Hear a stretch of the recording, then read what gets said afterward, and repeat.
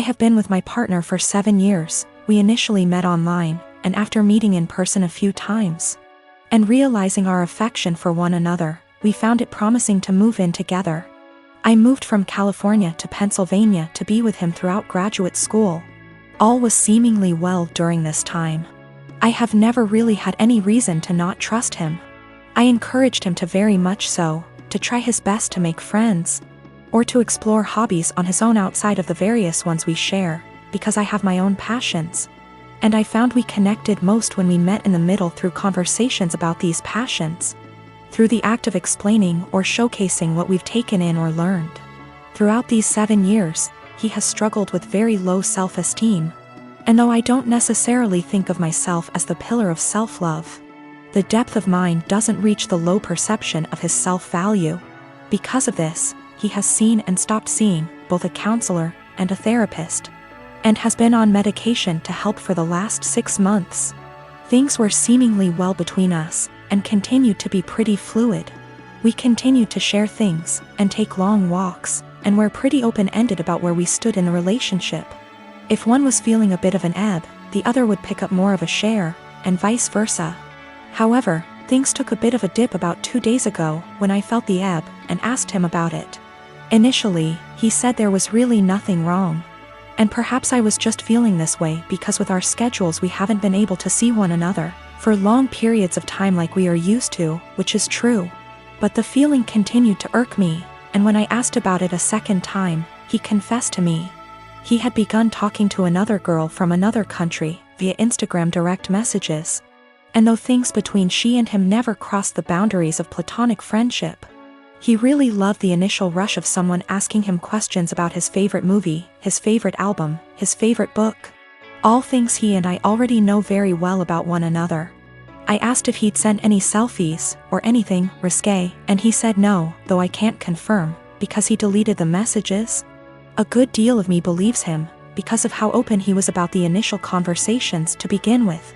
We slept apart, and I just felt really confused the entire night, because I couldn't really resonate with wanting that sort of attention from someone else. If anything, his yearning for that type of attention sort of hurt. It felt like I wasn't doing enough, or giving enough. The next morning, though I don't have an Instagram, and am not on the app, I went to check his using the desktop version, and found that posts where he once called me the love of his life, or a specific post with a gift I gave him that once said, "Greatest gift from the greatest girl," were still on his profile, but the words, girlfriend, or love of my life, were completed erased. With this realization, my confusion and hurt turned to very real heartache. I called him and asked if he had deleted these words from the specific posts, and with shame, he said yes, he did. When I asked why, he said it was because he just didn't want the attention from the girl asking him about himself to be disrupted if she found out he was in a long-term relationship. I guess this is where I asked the obvious and questioned why someone who is just asking about your favorite books, movies, etc., would be driven away by the fact that you have a girlfriend. And he said he didn't know why he did it, and that it was a massive mistake. At the risk of seeming toxic, and I will take full accountability for seeming so or being so, I asked him to please deactivate his Instagram for the time being while we sort through this, his Twitter as well. He did, and though I was feeling a bit of relief about that, I couldn't help but feel a bit saddened that he didn't choose to do that on his own for the benefit of our relationship. He had to wait for me to ask. Which again, just made me feel like such a toxic and controlling partner. 2 things I always strive to be so far from. When he got home from work, we discussed everything at massive length, and he continued to swear up and down that these conversations pertained strictly to music, movies, and books, and he didn't have interest in her. Just interest in the initial rush of the attention he was receiving. We read a few articles, and he broke things down to me as his self-esteem has never been lower. Despite his career as a doctor being at a high, and his finances in order, he felt things with his music weren't taking off. And with that came a feeling that he wasn't special, and it was nice for someone to make him feel that way. I felt shame and asked him if I wasn't doing enough or giving enough to him to make him feel that way. He said, I defiantly was. But my love, and attention and affection, became a pillar he could rely on, and got used to, so with new attention came a rush. And he liked that. I asked him if he wanted to be single and find that rush in dating new people. And he kept insisting that that's so far from what he wants. He wants to remain a couple and do all he can to work on these things together. Though I can't help but correlate that feeling he enjoys with the feeling of a first date. Which hurts, of course. I told him I didn't really see how we could move past this because there was nothing much for me to make an attempt to work on moving forward. This seems to be a self-stemming problem that I emphasize with, but just don't want to be on the receiving end of the counter effects. So though it is incredibly uneasy to begin to think of how difficult it'll be to begin again, it is just as difficult to think about how difficult it would be to stay and try to rebuild back up an issue that I feel like just a bystander. When it comes to, this has all been very painful, and if this comes to an end, I just want it to be as civil and as possible. He deserves to love himself, but not at the expense of the love we have between us. I deserve love that is stable and comforting, and not laced with newfound paranoia. Despite this all, my heart is still very much in this, of course, and he has been very vocal about how it was just one mistake. Nothing happened, we can work through this, etc. And I secretly keep hoping he will make a step, any step really, to showcase these words and implement action, seek a new therapist. Find the two of us a relationship counselor, buy a book on self-help or on how couple conquer affairs, anything at all. Without me having to be the one to ask him. I just want him to have that yearning that he continues to say he has, but instead of saying it, I was him to show me. That makes me irrational or just plain dumb. I believe to be in a state where I can handle either answer. Or something completely different just the same.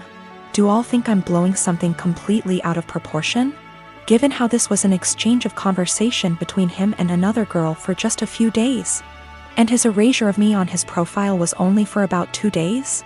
This has been a first in this relationship, this has been a first in my life, truthfully. I just felt completely vulnerable and isolated. My girlfriend and I have been together for about a year. Most everything is great except one thing. If I tell her I'm sick / not feeling well / hurt, she refuses to believe me. If I have a cold, she tells me I'm faking it until it goes away and then says, "See, you are fine." I'm rarely sick, so it's never been a major issue. But she has zero sympathy when I'm sick. She grew up with hypochondriac parents who were always sick with something, often self-diagnosing themselves with fatal maladies. She has limited contact with them, and the time I met them, I was told by them that they didn't have long left to live. I get it, growing up in that household must have been awful. But what happened on Sunday just sent me over the edge. Girlfriend and my sister wanted to check out this event and we were all supposed to go. I woke up with excruciating back pain and could barely breathe. Girlfriend got so mad at me for ruining this that she wouldn't speak to me. As she was about to leave, I asked her not to leave because I thought something was wrong. She said no and left. I threw up in my bed and eventually called my parents. I was too embarrassed to call 911. And my mother and brother hauled me to the hospital. I was whisked back, and after 20 minutes I was diagnosed with kidney stones. Fentanyl and gravel, and I had a CT scan and then went for a procedure to bust the kidney stones. 5 hours later and I was laying on my parents' sofa in a haze. I have never, and hope to never, feel pain like that again in my life. I was sure I was going to die. The attending in the told me it's worse than childbirth and that they've had it before, too. I didn't text my girlfriend throughout because I really didn't have the strength or foresight. I was drugged up and uncomfortable. My sister found out that I had been in the emergency room, and soon after my girlfriend called me. She was pissed off I didn't call her. Then I reminded her that I begged her not to leave as I thought something was wrong. She got quiet and eked out an apology. I got furious and said something rather nasty things, unsavory things. In fairness, I was on dope, still sore, peeing blood, and felt like someone had punched me in the gut. Standing was incredibly painful. I needed to take 2 days off of work and school. I rested in bed, and the only thing you can think is the person who should have been there didn't even believe me.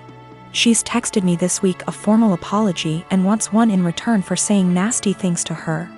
I've been avoiding her texts / calls. I've felt like shit this week and picked something up in the So I laid low, took a few days off work and relaxed. She wants to meet tonight and talk about everything. but I'm still so mad I don't know if I should hold off seeing her. Is this as big a transgression as I feel like it is? Am I blowing this out of proportion because I felt so shitty? I just am so annoyed and angry. Girlfriend didn't believe me something was wrong and I wound up in the with kidney stones and needed a procedure. She was mad that I didn't call her, I was too doped up, and then when I blew up at her she felt bad. I'm still mad at her. My husband and I have been married for 21 years. We have 2 adult children, one is in college out of state and the other is in the Navy. When we first got married, my husband was in Navy, and we spent the first 10 years of our marriage moving from place to place, wherever his new duty station was. I found it hard to make friends, and I could not keep a job, so I made a difficult decision and decided to be a som. When he got out of the Navy 11 years ago, he took a job and we moved. 3 years in, he got offered a job in another part of the company, however, it was in another state, so we moved again. We stayed there for 6 years. I went back to college and got my degree and began looking for work. I found a job I liked in my field, and 6 months into working, he said he was offered a job with a new company and wanted to take it. But that would mean we would be moving almost 2,000 miles from where we were in a new state. I reluctantly agreed because the new state would have more job opportunities for me and we would be closer to our family, which is something that we have not had in many years. Last night my husband came up to me and said that there was a job opening in his company and he wanted to apply for it. It would mean a pay raise and better hours, but the caveat would be that we have to move again. We have been living in our new state for 3 years. I love it here. I have an amazing job and I am making great money. I finally have friends and am able to socialize. I told him that I am not moving again. Anytime we have to move, he always leaves first and I end up being responsible for selling / packing the house. And I am not doing that again. Our son's college is only 2 hours from here, we can see him twice a month. If we move, that means we would have at least a day's drive and would only be able to do that once or twice a year. Now my husband is upset with me and guilt-tripping me because he claims I do not support him. I told him that was BS because I spent most of my life moving from place to place to support his career. He told me that I am selfish and he is just trying to provide for us. I told him that we are more than comfortable where we are now, and that if he truly wants to take the job, he will be going alone. My husband and I have been together since I was 15 and he was 17.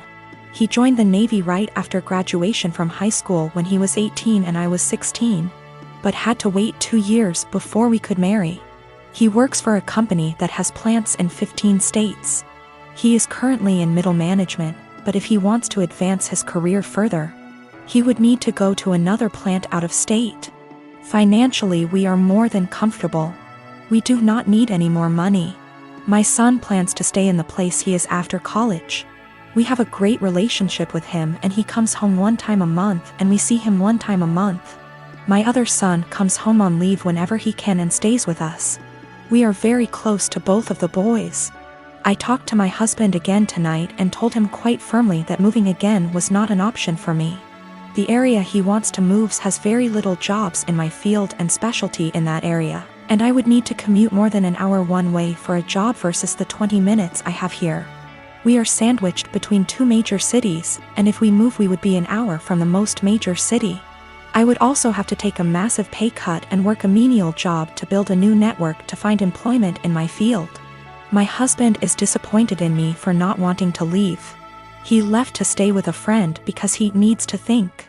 He doesn't understand why I would force him to turn down an opportunity to advance his career further. I told him to take all the time he needs, but I am not moving again. I said I would revisit the possibility when I am ready for retirement in 15 years, but no sooner. I have a home daycare. I like to think I'm pretty lenient, but I do have one big rule: don't make me the bad guy. I understand we might have different rules, but don't make your child resent me by not backing me up. Anyway, another rule is I don't allow outside toys or electronics. Kids can bring the stuffed animals for nap if they're sleeping on rest mats, but I don't want to be responsible if something gets broken. Years ago, I used to let kids bring whatever. Then a cheap McDonald's toy broke by accident, kid was upset and mom got mad at me. So now it's a hard rule. Most are okay with it. But I have a new kid, whose mom wanted him to bring his tablet because he needs it. I said sorry, but no.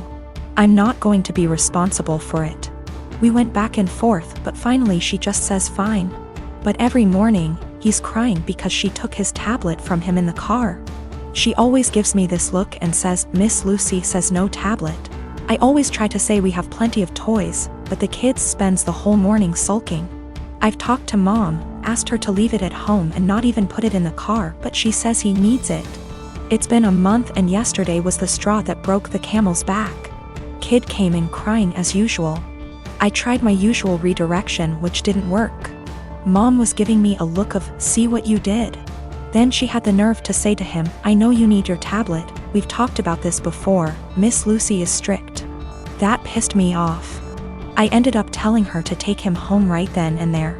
She was shocked and tried to stammer. He was my first kid of the day, so there was no scene. I just handed back his backpack, said he was no longer a student of mine, and began to pack his extra clothes and the sippy cup he kept. Mom was in tears as she left. My husband thinks she was right. I'm too strict and should have broken policy instead of causing drama. There was no medical need for the tablet. It was all just that he wanted it. I'm not making a waiver for electronics. That won't stop other issues with the tablets, such as jealousy and drama, so my "don't make me the bad guy" rule has been misunderstood, partly as I worded it poorly. I don't expect blind obedience. No one has to agree with my rules. They can challenge them, to me. But to their kid, I'd rather them explain everyone has different rules and that while they're with me, things will be different. I do the same with parents who have different rules than mine. I never say they're wrong or strict. I say that we have different rules at school and to listen to mom and dad. This is also a policy for pacifiers, bottles, and potty training. I'll approach any of these milestones when you ask, but you have to be working on it at home too. The kid won't progress if they only go pee on the potty at home. And the child was not autistic or non-verbal. If he was, an exception would be made. I returned her money for the last few days of January and texted an apology for terminating without notice, and said I hope she was able to find care. She said she left him at her mom's. She also asked if there was any way I'd reconsider, and I said no. We had a long phone call and no minds were changed, but it was the ending we should have had.